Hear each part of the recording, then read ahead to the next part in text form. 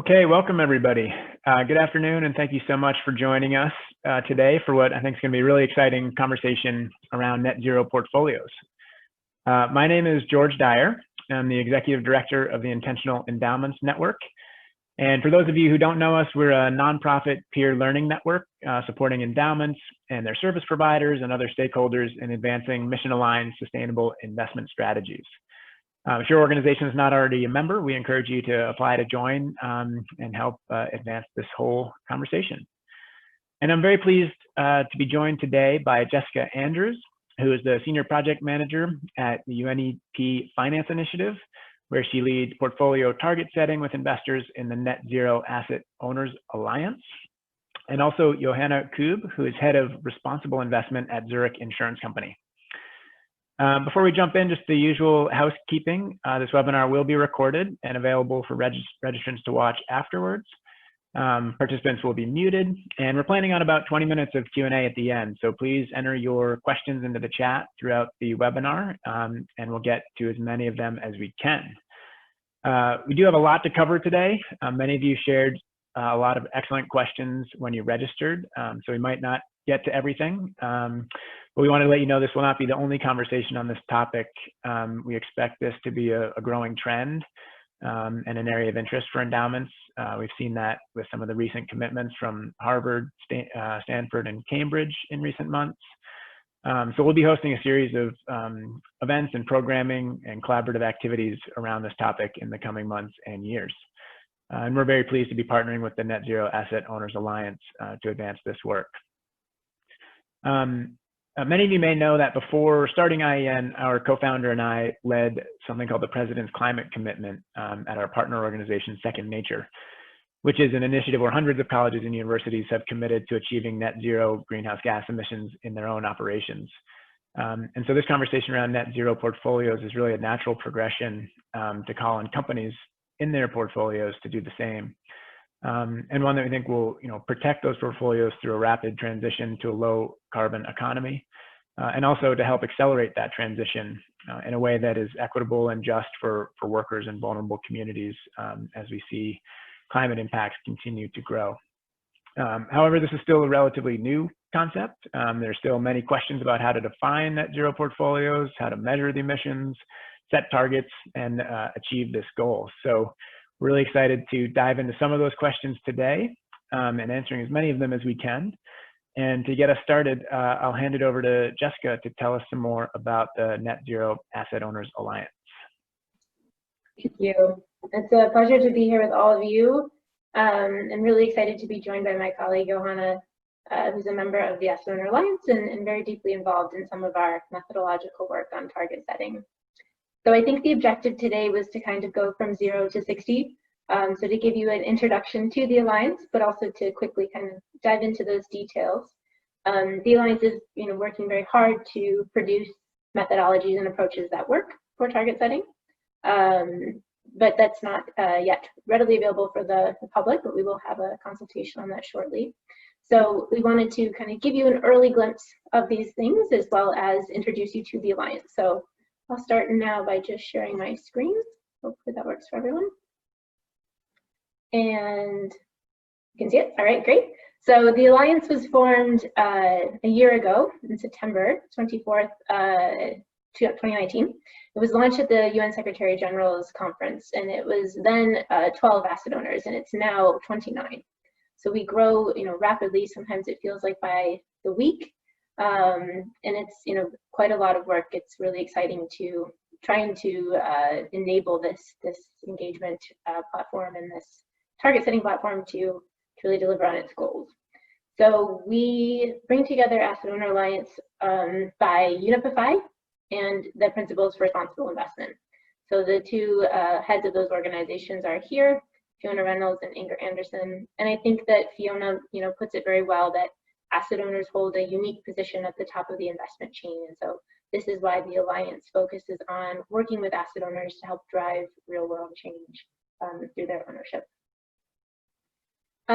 It is really asset owner led. So we have 7 asset owners who comprise the governance board at present. The chair is the CIO of Allianz.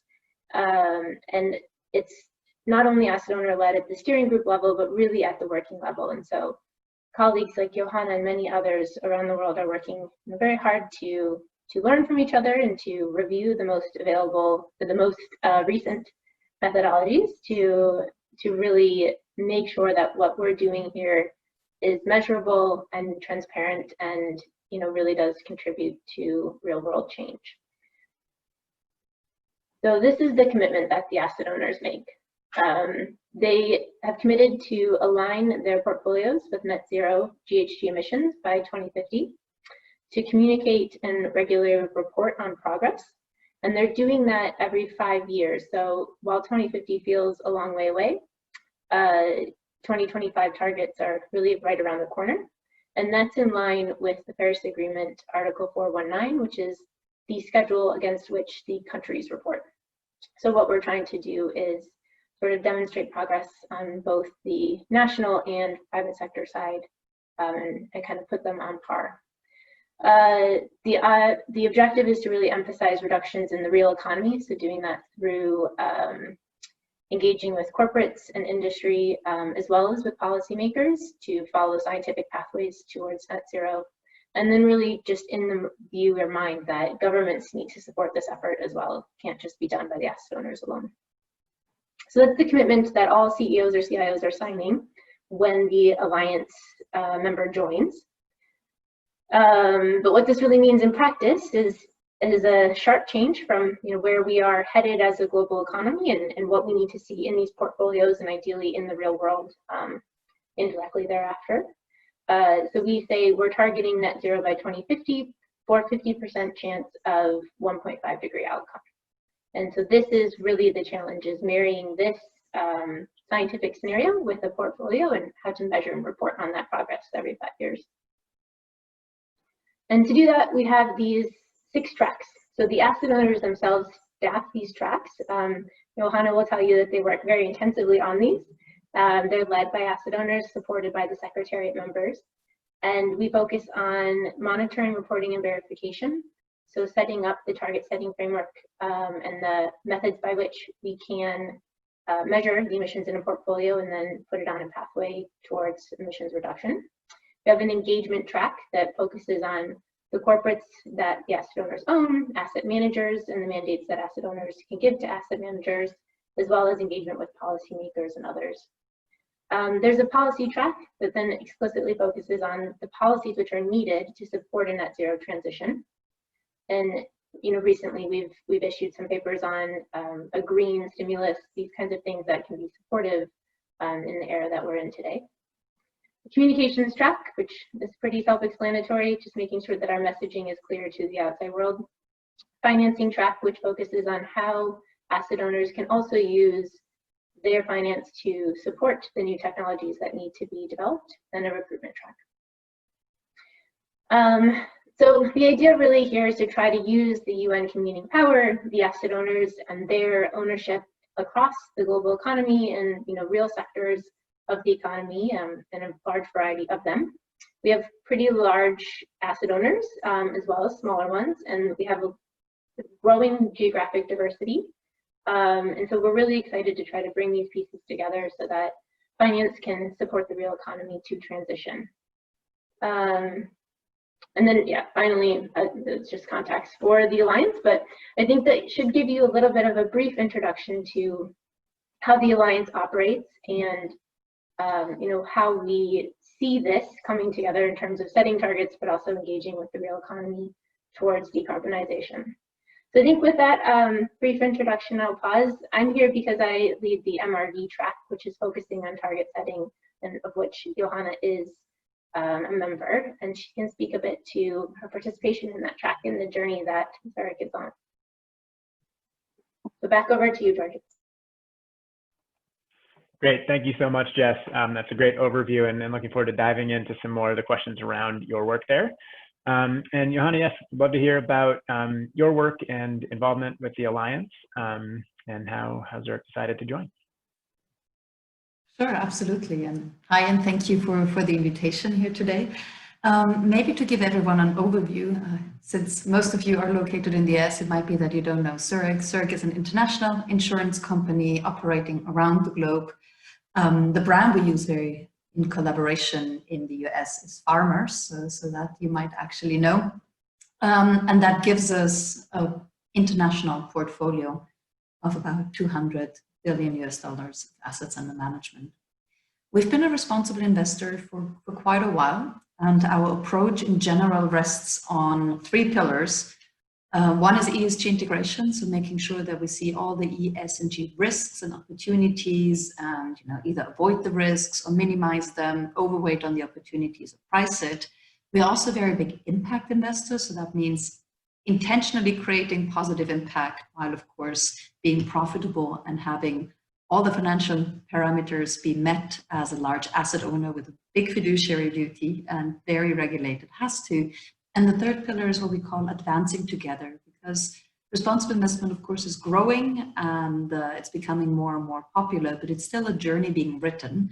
And it's in organizations just like here where the sharing of expertise and the coming together to actually frame some of the issues and tackle them together.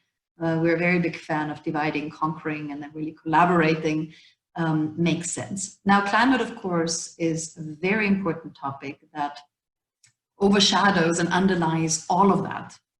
And as a large insurance company, of course, we do know what climate change means, both the transition risks and the physical risks. Our clients encounter those every day, and we have a lot of sophisticated models of dealing with it. So for us, it's absolutely no surprise this exists and becomes worse every day. So not only on the underwriting side, but also on the investment management side, as a good ESG integrator, we've been thinking about climate change for quite a while, and we've been using various tools of dealing with it. The integration part, the impact investing part, we set up scenarios where we try to figure out how the interaction between transition and physical risk looks like by putting up a scorecard that puts across each other 2 extreme scenarios.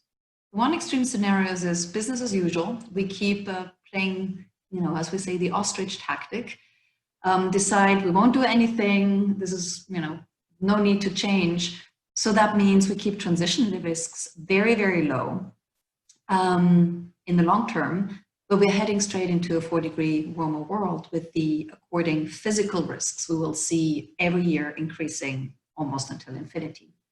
Or the other extreme, we collectively wake up tomorrow, decide we need to change. Politicians give us a carbon price, certain sectors are being banned and we have a lot of transition risk and a lot of transition costs, but we completely keep down the physical risk in the long term. So we've been playing with this and we built a scorecard that around 12 parameters shows us where the world is going. We did it for 4 years and the scorecard got worse every year, showing us that the probability of heading into a 4-degree world is larger than 1.5. So that was one of the reasons why we did 2 things. A, we really ramped up our engagement with policymakers because it's in the frameworks where there are a lot of disincentives at the moment. And B, we decided we need to become much, much, much more active in not just managing climate change risks and protecting our portfolio, but being part of making sure we don't get to 4 degrees. So that's why on an organizational level, as an insurance company, we joined the 1.5-degree pledge. And we do that operationally on the underwriting side and as an investor. So that's a long story of how we got there and why. But in the spirit of advancing together, this is such a complex problem that, of course, once we made that commitment, the first thing we did was go look for friends and met many other co-founders of the Net Zero Asset Owner Alliance when they were brainstorming and bringing together the idea of that coalition. So we actually got to be one of the founding members when the coalition went live last year at the Climate Summit and have been a member ever since. And we're really thankful for this alliance and the growing asset owners that are joining us because, as you all know, the change needs to happen in the real economy. But of course, finance is the main enabler of the real economy. We are the ones that finance or do not finance certain activities that by integrating ESG risks can influence the cost of capital, who get to engage with companies and they do listen. And as the quote of Fiona Reynolds said on that page, as asset owners, we do sit on the top of the investment chain. So in Zurich's example, about 1/3 of our assets are managed in-house, 2/3 external. That's over 30 asset managers globally, which we will need to ask to help us decarbonize. And some of them are already thinking ahead and we're already brainstorming. Others sitting there waiting our instructions because they've seen our commitment. They know it will come their way sooner than later. And that is really where asset owners, no matter whether they're large or small, can have a big influence. And that's why we are in the Asset Owner Alliance and why we do think it makes sense to join it, because finding that sweet spot of how we can have the best impact as investors in that journey is more complex than it sounds. And it's great to have a lot of brains to put together, because that's where diversity really helps. And we need to all divide and conquer cracking that tough nut that the net zero journey is. Great. Thank you both so much. Jess, I want to come back to you. And you mentioned going 0 to 60 in this conversation. Let's start at 0. We had several questions ahead of time just to provide us a basic definition of what a net zero portfolio is and what it means. And as many of our participants know, the fossil fuel divestment movement has been very active on college and university campuses. So we had a few questions about that too. How does divestment fit in? Is this just another form of divestment, or how do the two relate to each other? That's a great question, thanks. Certainly I can answer from the Alliance perspective, and happy for Johanna to also provide additional context from where she sits in a financial institution. The Alliance is asset owners, particularly because they have the ownership mandate there, that they're not just seeking to align portfolios with a particular level of emissions, but rather to utilize their ownership to drive corporations in the real economy to decarbonize. So this, it's shareholder resolutions, it's working with companies in bilateral engagements, as well as collective engagements. And so divestment is, I think, an important last resort, is how we view it at the Alliance, that we see that as a necessary stick, but the carrot is really working with us so that we can provide that CapEx or that transition finance to corporations so that we can help them get on a 1.5 degree aligned pathway.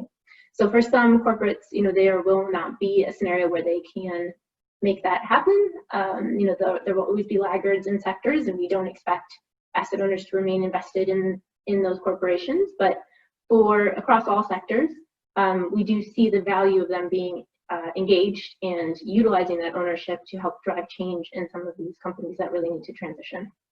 So I can turn it over to Johanna, though, if you wanted to add anything additional.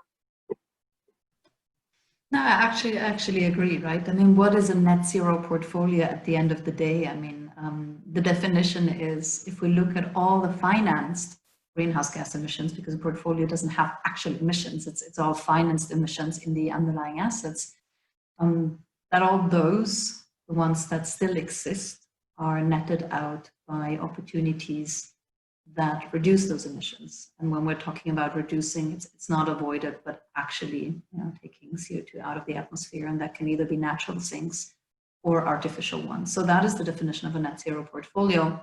And in how we get there, I do agree with Jess. It shouldn't be a different way of saying divestment, because divestment actually only works under very specific circumstances. Of course, it would be, you could even say it's the easy way to clean your portfolio, right? To just divest from everything that you finance at the moment. So, I mean, at this point of the economy, if you try to go to net zero immediately, you would divest pretty much the entire economy. I'm not sure there are any net positive companies out there at this point in time. Of course, for real estate or natural capital, that's a little bit different. And one can do that. It can, of course, come with costs to a variety of the KPIs that as fiduciaries we need to look after, right? We need to have, I'm sure all of us have return targets. We will have diversification targets. For many asset owners, especially pension fund and insurance companies, there will be asset liability matching targets. So CO2 will never be the only KPI, but even if we said, it comes with some costs and you do that and you drop everything, I mean, technically you sell to the next investor and you drop the problem in their portfolio, in their lab. Depending what the volume of divestments is, it will not move the real economy. And this is where the change needs to happen. So it's a very fine balance, as Jess has said. Of course, no one is forced to keep exposure to certain risks. And we do need a way of signaling to those that are not willing to move that they have no longer a place in the investment universe, especially not in the midterm. But especially over the next few years, the hardest to abate sectors need investments in order to be able to move, because they lack technologies, they lack substitute products, so their investment is needed, which clearly means divestment won't solve the problem. And it's exactly this balance that we need to wrap our head around and need to make sure we follow. Yeah, it's very helpful. And I think, the time element that you mentioned is an important piece of this. This isn't something that can happen overnight. And we just had a related question come through the chat that I wanted to pick up on, which is, how do you define it in if an individual securities are aligned with net zero thinking? So is it a matter of monitoring the trajectory of a company's emissions or their stated targets and policies, and sort of how will that look over time as we start to track those trajectories of underlying securities? That's an excellent question, because it cuts right to the core. I think what we're starting with, if you want to set targets, you need to know where you stand. So we're starting with developing, and Jessica has been leading that work, developing a baseline. We know most of the emissions sit in buildings and in corporate. So that's why we started with real estate, directly held real estate, and then instruments that expose you to corporate. So that's listed equity and debt. Where we develop and suggest a methodology of how you would translate their emissions, the operational ones, into the portfolio to calculate financed emissions on a portfolio level. So that's a starting point. And of course, that needs to decarbonize over time. I think what we found, that was the second thing we did, is that a lot of the data we have is very much backward-looking, right? It shows you the carbon footprint, the operational footprint of a company, and if you've worked in a company yourself, you need to collect that, you need to measure it, and you have it by the end of the day with data that's a bit backward lagging, and then you publish it in the next annual report, which is probably Q1 in the best of cases next year. And then there's an army of ESG rating agencies, analysts out there that usually have the target to at least once per year update the information of your company. So whether they read your report or AI reads your report within a week or two, or like up to maximum 12 months later, that's when it ends up at the fingertips of the investor. So we keep looking in the past. And the really important thing is, of course, we need to align our portfolios with the future. We need to see who is worth keeping and is worth investing in to help through the transition because they have the right intentions, and who really doesn't seem to move. And then there's the middle category of those that talk a lot but don't do anything. We also need to make sure they actually keep on that track. So one of the first things we did was all sit together and write our, I like to say, the wish list to data Santa Claus, where we said, what would the perfect investable data cockpit look like, where an investor can make educated information based on future, and put together that methodology example for data and a wish list, which we have published as an alliance for public comment of data providers, but also consultants and academia, to ask, is this realistic? First of all, does the thinking make sense? And then second of all, is any of you working on it? Or if so, would you like to? What do you think, how long it will take to get that to our fingertips? So this is the data we will need, and that we are of course hoping also as an industry to build. Right now, I think we're all grappling with being able to calculate our baselines, look in the past, and based on academic models and transition pathways per sector, try to get a realistic grip of where the portfolios should move, at least with a horizon of now 2025, because that's where we'd like to set our first interim targets on. So we need to get straight this. If we don't do anything in the portfolio today, where will it be in 5 years? And what does science tell us where it should be? And how do we realistically pick an ambition that is close to that without setting really ambitious decarbonization targets on a hard-to-abate sector, which basically does immediately translate it into divestment, right? Because if they don't have the technologies in 5 years, if you expect them to decarbonize, what you'll do is sell. Is this then useful, yes or no? And that's exactly the exercise that we're all going through right now.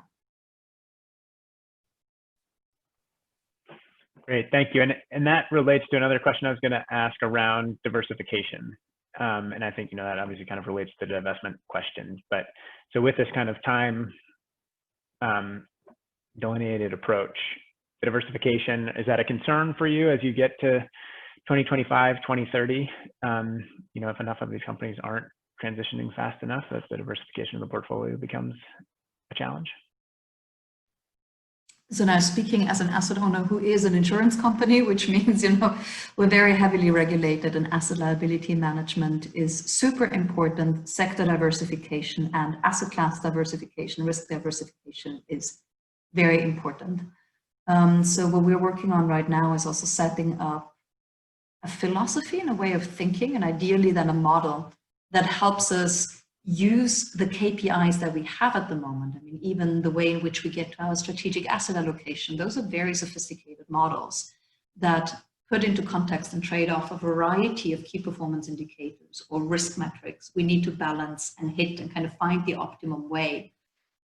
So adding carbon to that, of course, is that same kind of thinking, right? How do you go about it? Do you take a sector neutral approach? Do you take an asset class neutral approach? Or will we actually need to start thinking about, trading off asset classes against each other? So that, of course, is more the midterm thinking. For the first 5 years, we'll probably try to stick to more thinking about it as a constraint. You want to go down, how do you best do it? Versus in the long term, I think there are a couple of really open questions. How do emissions, and especially if we hope them to be priced over time, which they should, how do you deal with that? But yeah, short question, we will not be able to give up on diversification. For the kind of investor we are, that's crucially important. Great, thank you. And I want to come back to the asset class conversation in a few minutes. But just to come back to you around the methodology, and we have some questions around scope 3, which I want to get to in a minute as well. But first, maybe you can just tell us a little bit about the forthcoming framework, and also just so people understand the landscape. Are there other frameworks that other groups are working on, and how do those compare to what the Alliance is working on? All really great questions. We could probably spend hours on. I'll try to be brief.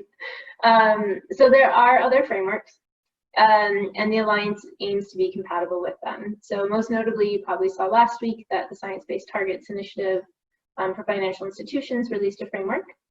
We have a partnership agreement with them and have been working to make sure that the asset owners involved in both initiatives are able to submit targets that are compatible for both. There's also there's a number of initiatives out there that are focusing on targets for investors, for not just asset owners but other types of financial institutions. Unify also runs the collective commitment on climate action for banks. So there's a number of approaches to basically portfolio commitments to be Paris aligned.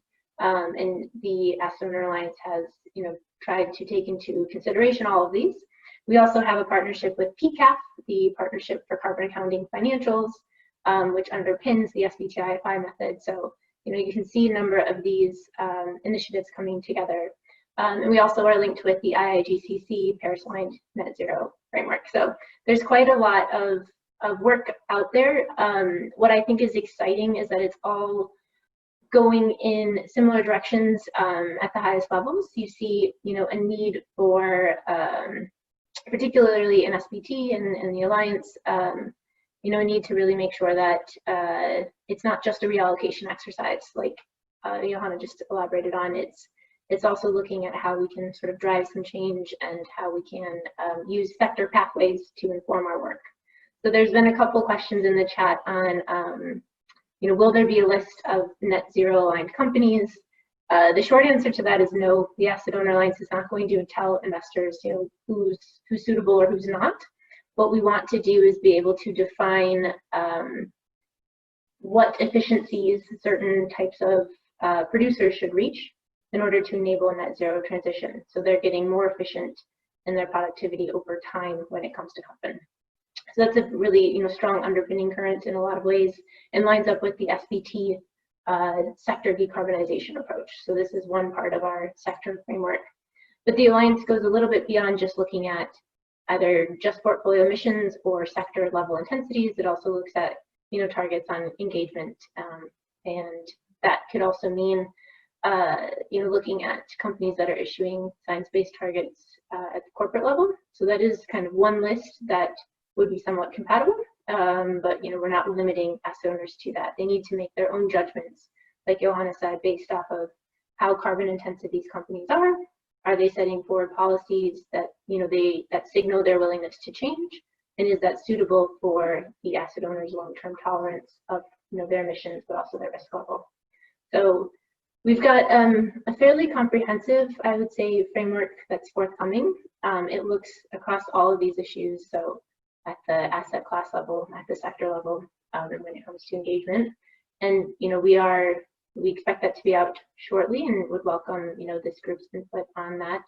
It will go for public consultation first, and really lays out the best way to measure emissions as we see it, and to achieve our objectives. So yeah, I guess I'll stop there for a moment, but happy to pick up. Great, thank you. Yeah, no, lots of threads to pick up here, as we knew would be the case. Just a quick kind of question or clarification on the list question. So it's clear that you all won't be providing a list, but you mentioned the Science-Based Targets Initiative, SBTI, and for those who aren't familiar, that is a group of companies that are signing up to that, correct? And essentially signaling, committing to align with science-based targets in terms of their own emissions. And I think last time I checked, they were up towards 1,000 or over 1,000 companies that had made that commitment. So as you mentioned, that is a public website, I think, where you can go and see all the companies that have committed to that and at least signaled their intention in that direction. We had another question, which I think is related around your opinion on the new Climate Action 100 plus disclosure targets, or decarbonization benchmarks as decarbonization disclosure. Jess, are you familiar with that and have any thoughts on that as it relates to the methodology? Yeah, I don't think I would give a very good answer on this so far. I think what we're looking more closely at sector pathways, but obviously that's one item that we really need to look at more closely going forward. I don't know, Johanna, if you have any particular reactions to the CA 100 benchmarks. No, I also haven't. They're pretty new. They just came out, so I also haven't been able to really dive into them personally. But I think in general, the Climate Action 100 is a forum we also work closely with, because what is important about the Alliance is we really try to be a platform of platforms, right? We're driven by asset owners. We bring together ideas, but we don't have the time or space to reinvent the wheel. So the idea is really to pull together what we can find out there and try to collaborate with everyone who's working on a similar target and kind of connect all those dots. Great, and so that does relate to another question just around kind of, you referred to some of the tactics and strategies, Jess, and I think the Alliance has a pretty clear position that engagement is a key component of this to drive change and for investors to engage with companies to do so. Climate Action 100 Plus being one kind of large, high-profile collaborative platform for doing that. But we did have a few questions around what are the best tactics for reducing emissions in the portfolio and for achieving net zero. So maybe just talk a little bit about the engagement component of that and how that maybe stacks up to security selection or asset allocation. Yeah, sure. So like Johanna said, it's pretty easy to divest yourself away from both the risk and the emissions intensity in your portfolio. We've looked at the different levers that asset owners have. There are, I think, we have a range of asset owners, small and large ones, in different geographies, invested in different ways. And so they all have their own levers to pull when it comes to reaching their net zero portfolio commitments, but also to trying to help the real economy decarbonize. And I think it kind of falls along those lines. So you are engaging with a corporate either bilaterally or through collective engagement platforms like Climate Action 100 or the What Mission Possible platform. And these are organizations that asset owners are involved in both and are linked to the Alliance. So we continue to work closely with others, as Johanna said, to be a platform of platforms. And then, beyond that, it's setting mandates on the asset managers, and ultimately, I guess, divestment. The approach that takes longer is the engagement approach, and really, if you're engaging with the hard to abate sectors or the heavy emitting sectors.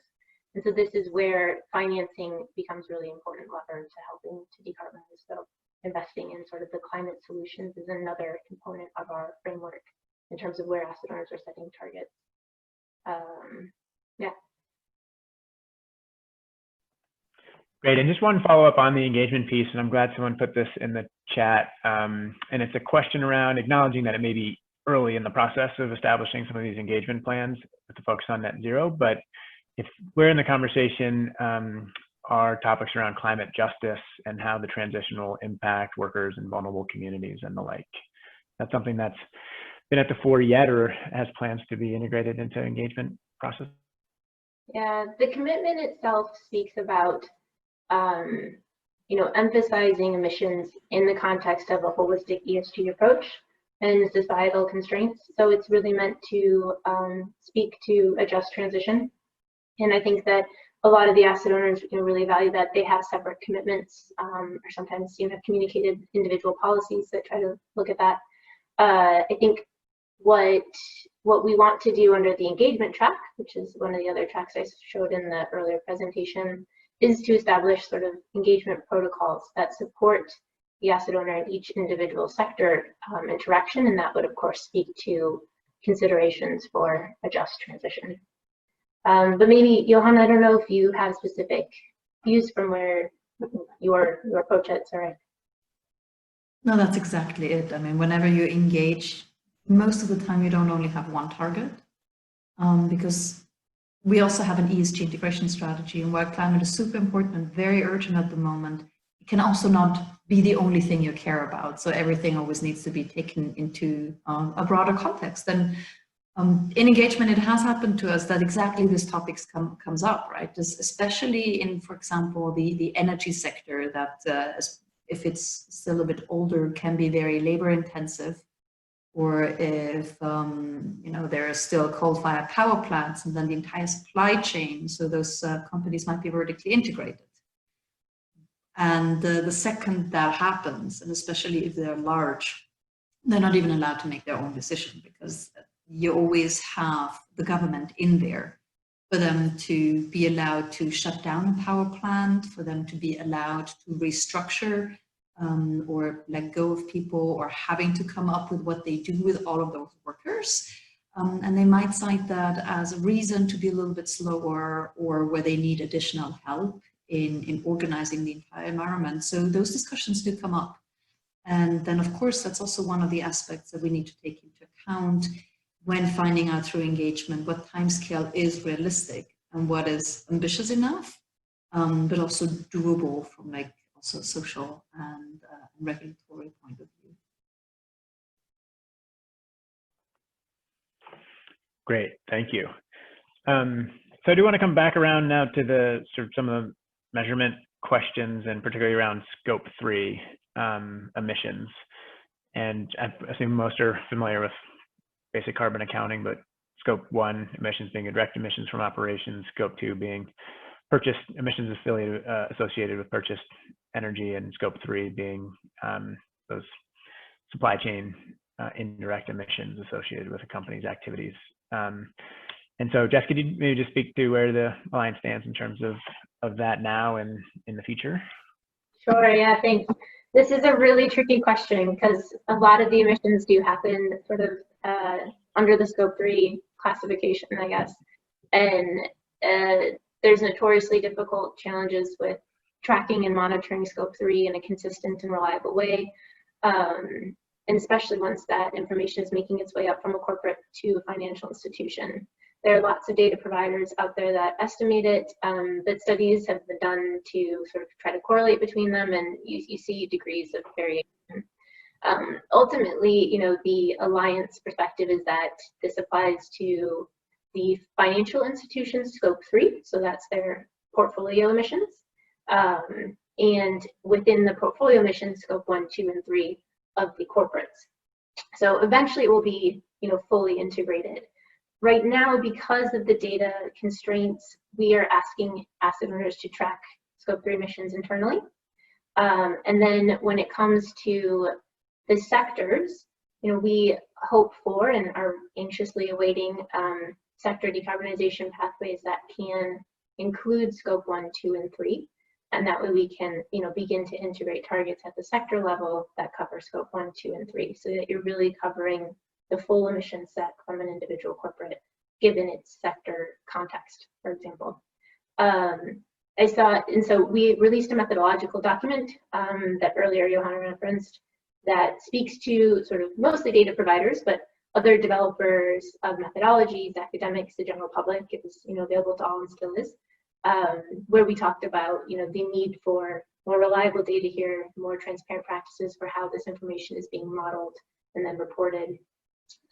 We have a preference, you know, for information that is reported but also verified, but you know, there are significant challenges around this. So the idea is to, you know, eventually include it in the scope, but at present to track it at the portfolio level, and then at the sector level to include it once those pathways can speak to all 3 levels of the scope. I also saw a question there about the double counting, and I think that is a bit of an issue. We talked about that also in our methodological documentation, but I think that, you know, there are groups out there, methodological providers, etc., that are working to try to ensure that that is reduced, or at least well explained, so that, you know, we understand that when an emission is reducing, sometimes reducing at both scopes for different corporates. Yeah, so thank you. I think hopefully that's comprehensive enough. It is certainly a complicated topic, but you know, eventually we hope to be able to cover the full scope. That's certainly the objective.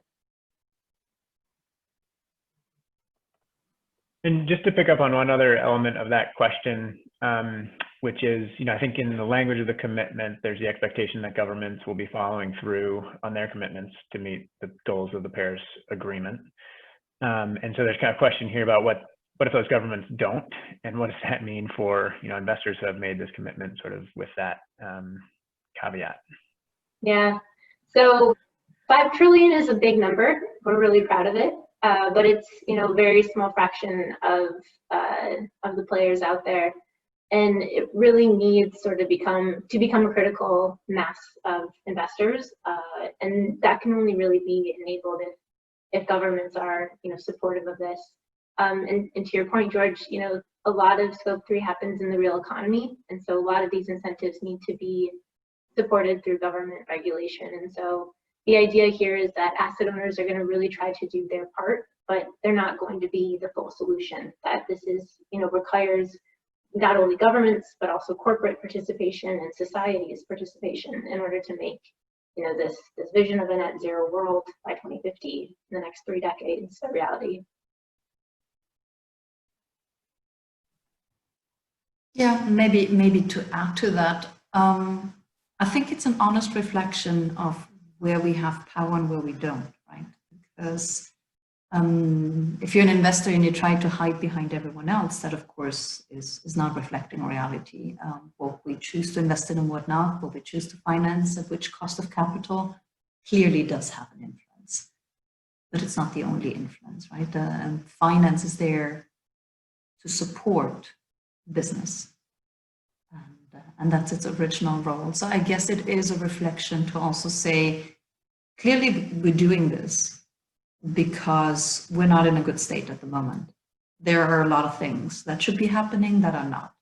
So the rules that we have set and the incentives that we have set are not conducive to naturally guide us to the optimum outcome we want. That's the entire reason we exist. We're trying to do something here that isn't happening naturally.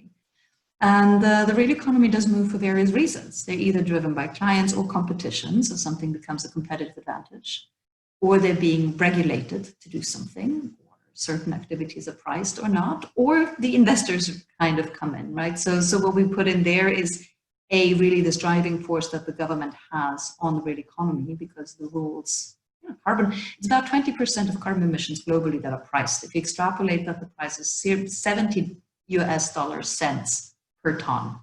It's like not even close to where it would actually have a guiding impact on activities, right? That's the core problem, and the only one who can fix it is governments. But then also we have a layered approach. We also start with our real estate and corporate investments. Of course, in the future, we will also need to look at sovereigns. I mean, if you're a classical asset owner, you will have quite some sovereign exposure. So also there we need to find out how we account for government emissions, because everything that is not emitted through our economic activity and personal commutes, a lot of that will be emitted in state-owned companies or in public services. And at the end of the day, those emissions also need to go away. So I think it's just the recognition that we're one of many actors and we're really stepping up to the plate. Our responsibility, but that all of this will only work if all of us do it. And I think that's also what we have the policy engagement, the work stream for, to really help translate that message and see where we can help as investors, but also, put out our catalog of asks of what we think needs to happen in order for all of this to work. Right, and as I mentioned at the top, we see a series of these conversations happening, and so maybe one of the policy track in the future would be a good way to go deeper on that element. Bringing it back to kind of some of the measurement, reporting, verification types of conversations.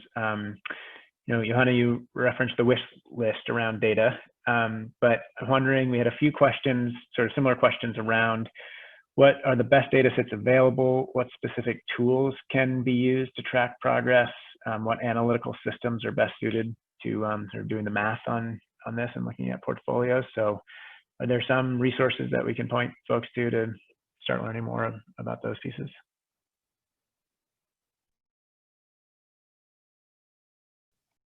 So there's an entire host out there. Some of them are free and publicly available, and I think we're really trying to also start pull those together and point to them, make them available.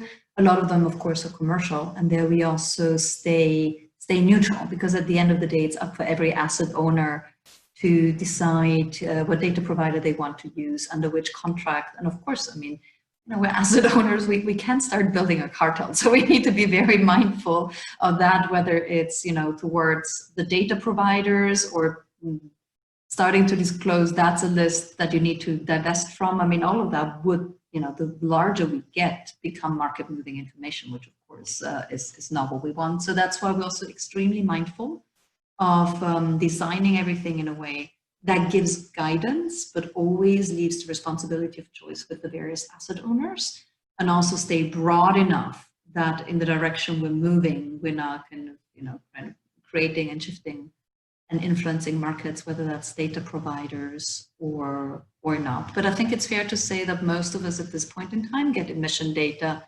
through, the usual suspects of ESG data provider houses. Also the discussions we have with what might be forward-looking, what they can give, is that the Science Based Targets Initiative is working on a variety of open source tools to be used, as is Climate Action 100, as is the 2° Investment Initiative, 2DII, if members, they're very European, they sit in Paris, they work a lot with the EU, and they have a tool out there, it's called PACTA, the Paris Aligned Climate Transition Analysis Tool, I think, which is funded by the EU, and they keep developing it. Also, that is online now under Transition Monitor.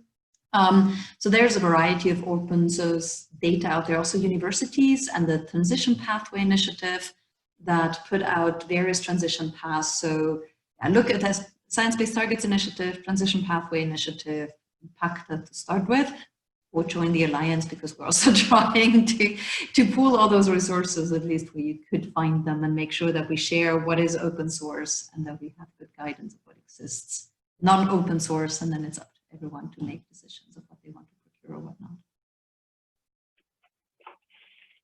Great, thank you. So we just have a few minutes, and I want to kind of jump from the details back up to the bigger picture. We had a couple of questions kind of around governance and investment policy statements, investment belief statements, and just how asset owners are approaching a net zero commitment from that perspective. Are these, is this commitment calling for adjustments to the investment policy statement or other sort of broader governance questions?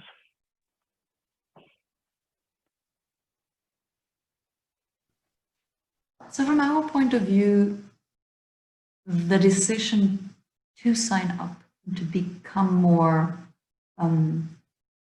both verbal, but then also moving into action, has actually come from governance. I mean, we have on group level, we have a sustainability committee that's been working for years that looked at our operational eco-efficiency and the climate change policy for a while. And we have a big sustainability ambition. Just about a year or two ago, our group executive committee and the CEO came out with the notion for Zurich to become one of the most impactful and responsible businesses on this planet. So really sound climate change strategy to play our role in helping mitigate and being there for our clients and protecting the money in order to be able to play claim. All of that kind of emanated from our corporate policy. So on that level, it was signed off. Now, joining the Asset Owner Alliance was one of the first steps to move into implementation because it is very complex. And as I said, we're looking for friends to do that together.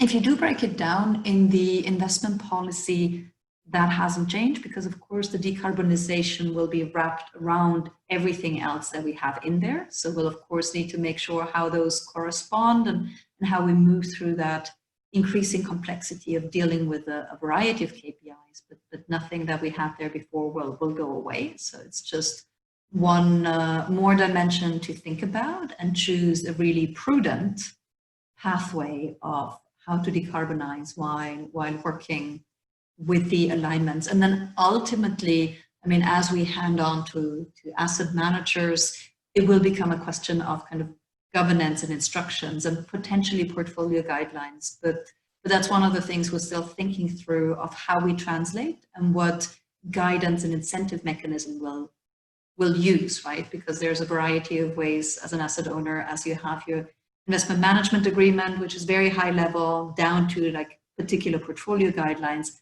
How do you steer that target? And we've had responsible investment targets and policies for a while, and we use different instruments to steer and ask our asset managers to implement. So which one we'll use for this specific target is one we're still thinking about. Got it. That's very helpful. And I know we had some questions, and a lot of endowments are in sort of a manager of managers role. And so I think that will be particularly helpful for a lot of our network going forward. Maybe time for just one last question around asset classes. And I don't expect us to dive into all of these. And again, maybe these are topics for future conversations. But we had some questions around how real assets fit into all of this, sovereign bonds, venture capital portfolios, passive equities. And I think, Johan, at the top, you mentioned that the starting point for Zurich will be around public companies. Is that right? Or are you taking kind of an asset class by asset class approach? And how's the Alliance sort of thinking about guidance in different asset classes going forward? I'll probably start and then let Jessica chip in because she is chairing that committee and work stream that's thinking about it. But I think as we came together, we thought about how to tackle that because it's very clear. 2050 net zero is all emissions, all greenhouse gases, and every single asset class. Obviously, we need to get there. But 200 billion portfolio in our case, that is in 40 around the globe, in up to 900 different portfolios in so many different asset classes, where sometimes you don't get the data because of asset class or because of geography. So even for listed companies, our data coverage in Chile and Malaysia is still very unsatisfying, just to give you an example. From a big data provider who tends to cover others. So I think a decision we wanted to make is in what that we discussed in the beginning. Either you try to spend a long time to figure out the perfect portfolio that captures it all, or we go through a bit of a divide and conquer 80-20 approach So we really, from an emission point of view, right, it's CO2 equivalence where this is reported. And of course, then we need to work on making sure the equivalency comes in for all emissions over time. CO2 is the biggest driver. Where do those emissions come from? And we have the congruence of where emissions come from, where we are typically invested in, where we have data that is reliable enough to start acting on it, or at least try it, is where we went down to direct real estate and listed corporates. And then we kind of hashed out a plan of, given where again, those three dimensions, exposures of the asset owners, where the money sits, where we do get the data reliably, and where the emissions sit. That's kind of the phasing plan where we jotted down a list of what do we then tackle year after year to kind of think through. Because also there, I mean, the question of, how do you deal with derivatives? I mean, if the underlying asset is decarbonized, then it probably doesn't matter anymore at the point where we get there, right? It's like Scope 2. If we decarbonize the entire electricity sector, Scope 2 for the rest of the world goes away in one whiff, right? And that's kind of the Lego block 80-20 thinking. We said we need to start somewhere, and it has to be credible enough to start. But then let's take it from there and work our way through, rather than sitting on trying to develop the most perfect framework and just not act for a long time. Great, Jess, anything to add to that? Yeah, no, I think, Johanna put it very well, that we have to kind of start where information is reliable and where methodologies have been worked on for some time. This is why we have a partnership with PCAP and SBT and others. And a lot of the work the asset owners have done internally as well. As I mentioned, the target setting framework is forthcoming, and that covers certain asset classes. It starts with listed equity, corporate debt, and real estate. And over time, we'll add more asset classes like sovereign bonds. So it's a matter of kind of working our way through what's readily available now and continuing every year to add additional asset classes so that can be covered. And then at the same time, yes, also focusing on a target sector perspective, so that we're also looking at the heavy emitting sectors first. So kind of a dual approach here to make sure that we're covering, that 80-20 link there is covering the most intensive areas where possible, and moving over time to make sure that we get 100% coverage. Great, thank you. Well, I think that's a great place to end as we are at time, but I think it really underscores the approach here of just recognizing where we need to go and kind of putting that stake in the ground, even if we don't know every step of the way how we're going to get there in the future. But I think this whole initiative will really have a huge impact in terms of giving us the best chance of getting there. So thank you both for your great work on this and for joining us today. And thanks to all of our participants for your time as well. I know we didn't get to everything, but please do be in touch. Follow up with us if there are additional questions that you have that we might be able to help with, or ideas for future sessions and conversations that we can host to keep going deeper on this work. So with that, everybody enjoy your afternoon. Thanks again, and we'll be in touch soon.